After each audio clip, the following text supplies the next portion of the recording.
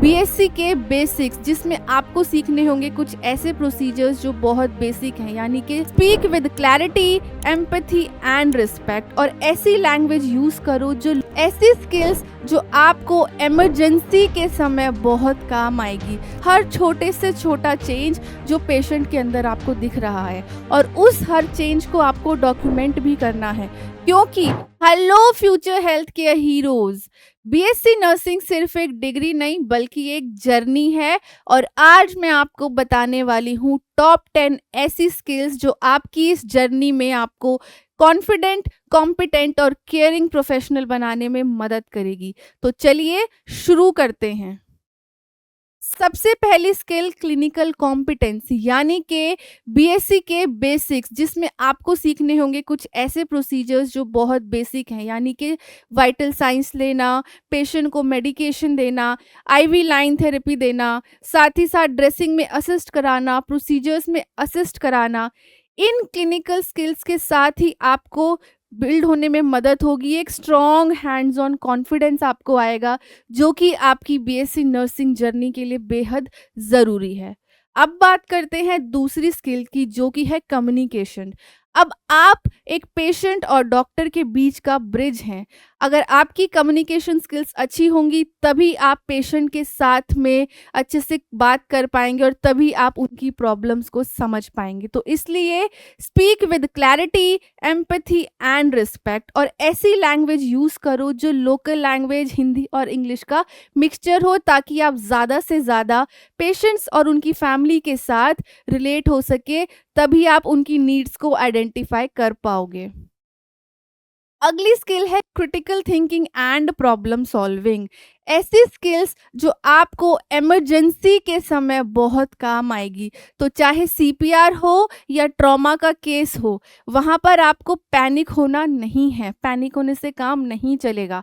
आपको वहाँ पर होना है बिल्कुल काम, ताकि आप क्विक और एक्यूरेट डिसीजंस ले सके, ऐसे डिसीजंस जो आपकी पेशेंट की जान के लिए बेहद इंपॉर्टेंट है। Think beyond the theory and act with precision. So ये स्किल आपके लिए बहुत ज़रूरी है। इसी के ज़रिए आप प्रोवाइड कर पाएंगे एक कॉम्पिटेंट केयर पेशेंट्स को। नेक्स्ट स्किल है empathy and compassion. So healing सिर्फ दवाइयों से नहीं होती, हमारे लिए उसकी केयर भी बहुत इंपॉर्टेंट है। आपकी एक काइंड स्माइल, एक काइंड वर्ड पेशेंट को बेहतर फील करा सकती है। तो स्पीक काइंड वर्ड्स, क्योंकि उसी से आधी ट्रीटमेंट हो जाएगी। Show compassion towards the patient, और कोशिश करो उनके दुख को समझने की। नेक्स्ट स्किल है टाइम मैनेजमेंट। सो नर्सिंग के अंदर आपको बहुत सारी चीज़ें मैनेज करनी है, चाहे वो क्लिनिकल पोस्टिंग्स हो, चाहे वो थ्योरी क्लासेस हो, या चाहे आपको मिलने वाले भर भर के असाइनमेंट्स हो। सबको मैनेज करना बहुत ज़रूरी है। इसीलिए हार्ड वर्किंग के साथ साथ ज़रूरी है स्मार्ट वर्किंग।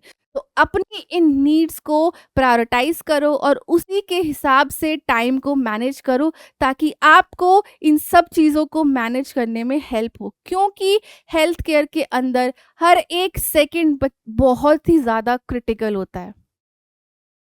नेक्स्ट स्किल है अडेप्टेबिलिटी। तो क्योंकि नर्सिंग एक ऐसा प्रोफेशन है जहाँ पर आपको कभी नाइट शिफ्ट्स करनी पड़ेंगी, कभी आपको डे शिफ्ट्स करनी पड़ेंगी, और कभी आपको करनी पड़ेगी इवनिंग शिफ्ट्स। तो इस तरीके से आपको फ्लेक्सिबल अप्रोच रखना पड़ेगा, ताकि आप हर तरीके की शिफ्ट में अपने आप को अडेप्ट कर पाओ, क्योंकि you have to learn to serve the urban areas also as well as the rural postings also. आपकी कम्युनिटी पोस्टिंग्स भी होंगी, आपकी रूरल पोस्टिंग के साथ साथ अर्बन पोस्टिंग्स भी होंगी। तो हर तरीके के माहौल में आपको अडेप्ट करना पड़ेगा। इसीलिए एक फ्लेक्सिबल अप्रोच रखना बहुत ज़रूरी है, ताकि आपको एक अच्छी ग्रोथ मिल सके। नेक्स्ट स्किल है हमारी team work and leadership. So work smoothly with doctors, labs और जो बाकी का स्टाफ है हेल्थ केयर के अंदर, सभी के साथ मिलकर के टीम में काम करना बहुत ज़रूरी है, क्योंकि पेशेंट की केयर किसी एक पर्सन की ज़िम्मेदारी नहीं है, पूरी टीम की ज़िम्मेदारी है और आपका अप्रोच भी टीम वर्क होना चाहिए, ना कि सिर्फ़ अपने आप को देखना। और अगर आपको आगे जाकर के पूरे वार्ड को सँभालना सीखना है, तो पहले एक ज़िम्मेदार स्टाफ बनना पड़ेगा, तभी आप जो है लीडर बन पाओगे। सो टीम प्लेयर आज बनोगे तभी कल जाकर के एक अच्छा लीडर आप बन पाओगे। नेक्स्ट स्किल है हमारी observation and documentation. So health care में हर एक ऑब्जर्वेशन बहुत ज़रूरी है। आपके पास एक क्रिटिकल थिंकिंग होना ज़रूरी है।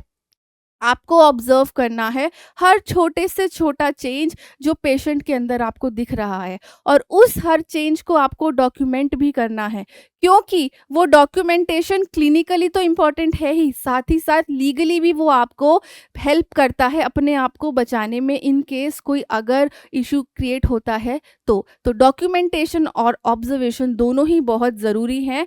तो रिकॉर्ड करो, प्रिसाइज चार्ट्स नोट्स बनाओ और रिपोर्ट क्रिएट करो अपनी शिफ्ट के दौरान।